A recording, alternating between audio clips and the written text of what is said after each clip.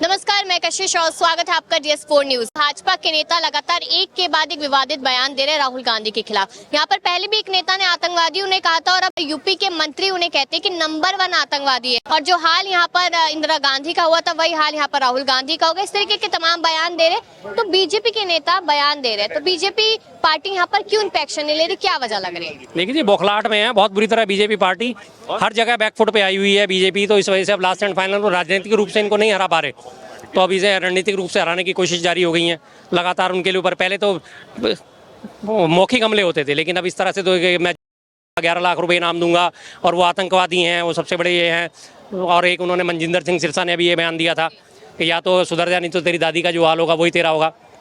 तो मैं साफ साफ पहले तो राहुल गांधी जी को अपील करना चाहूँगा, अपनी सुरक्षा का ध्यान रखिए। आपकी सुरक्षा इस वक्त बहुत ज़रूरी है। अब ये पार्टी जो है इस लेवल पे आ चुकी है कि कभी भी कुछ भी हो सकता है। अब ये राजनीतिक तौर पे तो हराने में कामयाब नहीं रही, अब ये किसी और तरीके से आप कामयाब होने की कोशिश में लगे हुए हैं। बड़े नेता है कल को ये कह दिया जाएगा कि जी देखो इनके ऊपर तो पहले से पहले ऐसा हो रहा था, आतंकवादी था और ये था, इनसे तो लोग खुंदक खाए बैठे थे। कोई भी घटना कभी भी आकार ले सकती है। लेकिन जो बीजेपी के बड़े नेता है वो लगातार यही बयान देते हैं कि व्यक्तिगत बयान है उन लोगों, इसमें पार्टी का कोई हिस्सा नहीं है या पार्टी जिम्मेदार नहीं है इस चीज। निकालो फिर पार्टी से बाहर उन्हें। अगर आपका बंदा आपकी पार्टी के बयान से इतर जा रहा है तो आप पार्टी से उसे बाहर क्यों नहीं निकालते? आप उसे बाहर निकालो। आपकी पार्टी में कौन लोग जुड़ते हैं? जो आपकी विचारधारा से जुड़े हुए होते हैं, जो आपके बातों से जुड़े हुए होते हैं, जो आपकी बातों से सहमत होते हैं, उन्हीं को तो लोग आप अपनी पार्टी में जोड़ते हो। या किसी विरोधी को आप अपनी पार्टी में जोड़ लोगे? नहीं जोड़ोगे ना। तो सीधी सी बात है, जब आपकी पार्टी में रहकर आपकी पार्टी का बंदा आपके इस तरह के बयान दे रहा है तो आप उसे पार्टी से क्यों नहीं निकालते?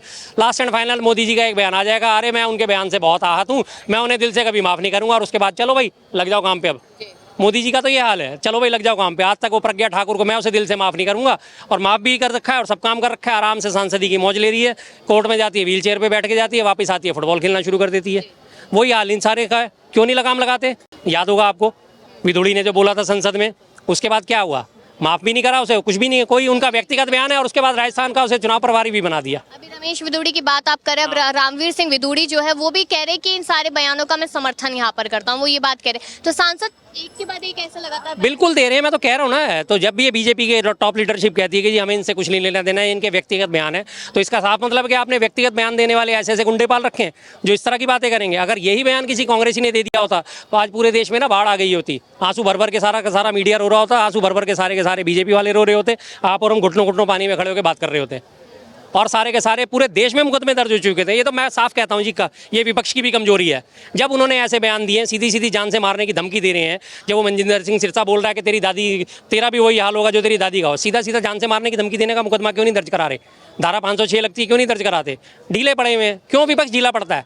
विपक्ष को इस बारे में मजबूत होना चाहिए। मुकदमे दर्ज कराओ, 3 राज्यों में आपकी सरकार है, घसीटो इन्हें कोर्ट में, घसीटो इन्हें थानों में, तब इनको पता चलेगा, तब इनकी जबान पे लगाम लगेगी। आप सोचोगे इनकी भर्त्सना करके और मोदी जी का एक बयान आएगा, जी ये पार्टी में मेरे हैं, इनके व्यक्तिगत बयान है, मैं इनसे सहमत नहीं हूँ, उससे आप ये मान जाएंगे? ये लोग कभी मानने वाले नहीं है। तो देखिए यहाँ पर खड़गे जी एक लेटर लिखते हैं पीएम नरेंद्र मोदी को, जिसमें वही कहते नजर आते हैं कि आपकी राजनीति खतरे में आ जाएगी अगर आपने कोई यहाँ पर एक्शन नहीं लिया तो इतनी सी बात की जाएगी बस खड़गे जी की। वही बात है ना, मैं इसीलिए तो मैं कह रहा हूँ, मैं विपक्ष की भी आलोचना करूंगा, मैं कांग्रेस की भी आलोचना करूंगा इस मसले पर। क्यों नहीं मुकदमा दर्ज करा रहे? महाराष्ट्र में मुकदमा दर्ज कराने गए, महाराष्ट्र के जो है उसने बोला कि 11 लाख रुपए दूंगा अगर जो खिलाएगा। थाने में बैठे हैं सारे कांग्रेसी, पुलिस वाला रिपोर्ट लिखने को तैयार नहीं हो रहा।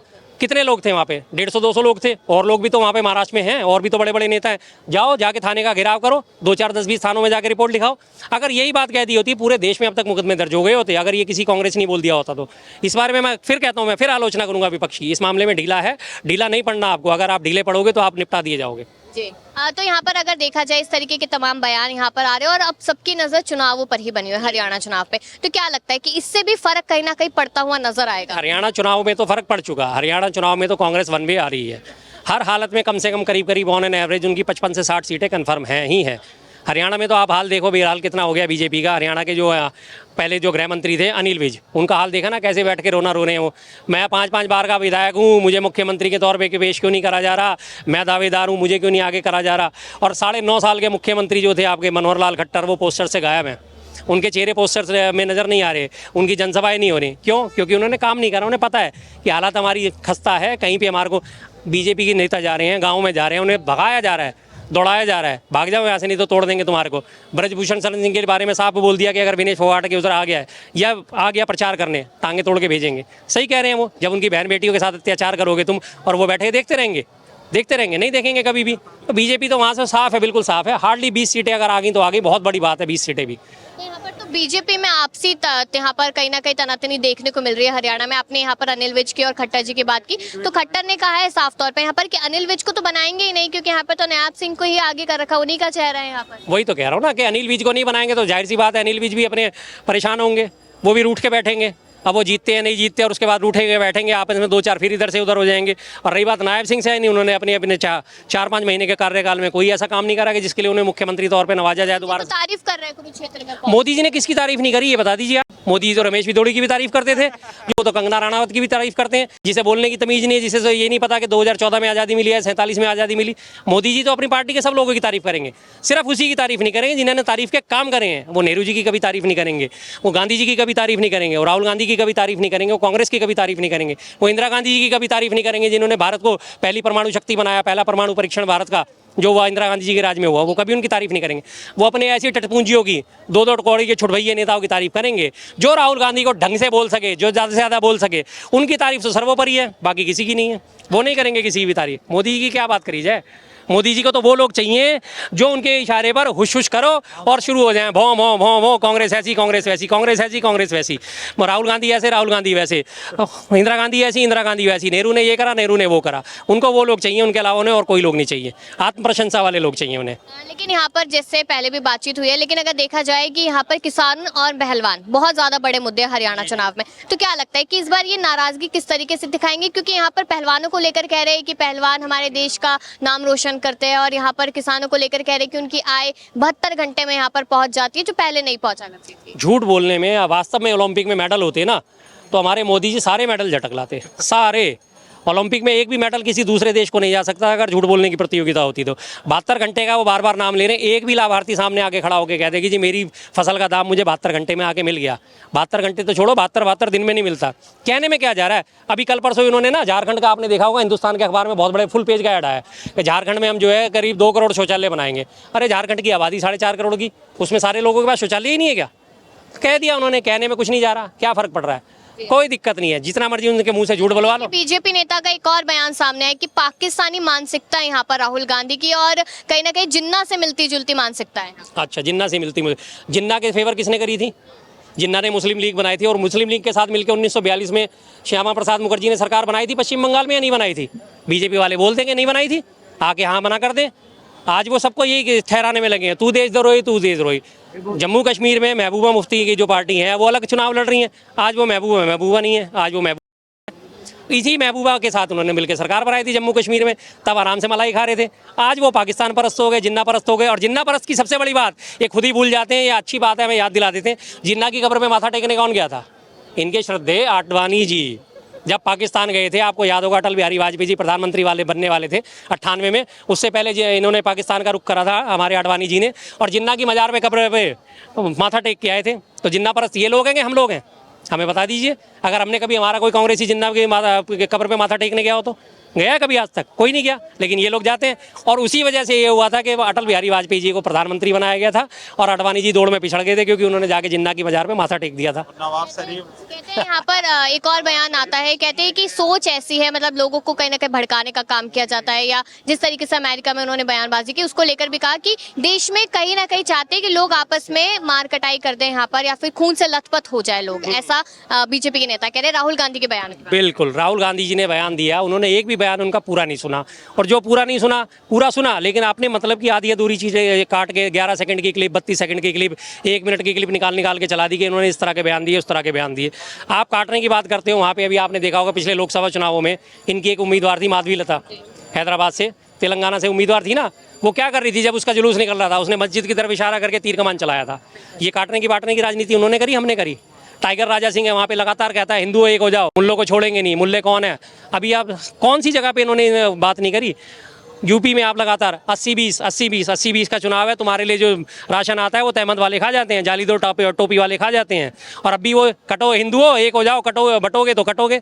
भाई हिंदुओं को ही क्यों एक कर रहे हो? ये क्यों नहीं कह रहे कि सारे देशवासी एक हो जाओ?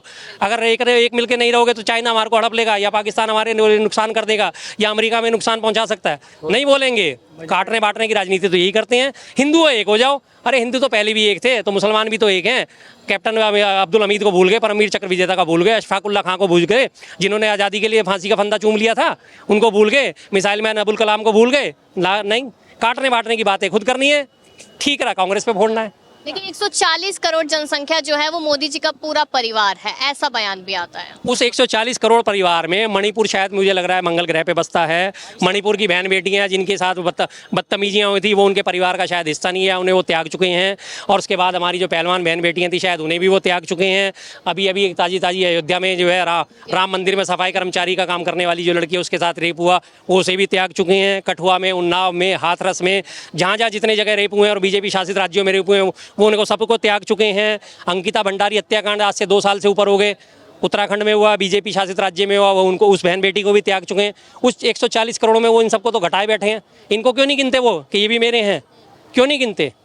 क्यों नहीं गिनेंगे? क्योंकि उनके सारे के सारे बीजेपी के लोग इन्वॉल्व हैं, इसलिए वो उनको नहीं गिनेंगे। उनको सिर्फ वही दिखता है कि जो उनकी वाह वाह वाह वाह करते रहे, मोदी जी वाह, मोदी जी वाह, मोदी जी वाह, मोदी जी वाह, बस। तो उनके वो देशवासी सारे के सारे उनके साथ के लोग हैं। अदरवाइज जिसने उनकी तारीफ नहीं करी, जिसने उनको आईना दिखा दिया, वो देशद्रोही है, वो आतंकवादी है, वो खालिस्तानी है।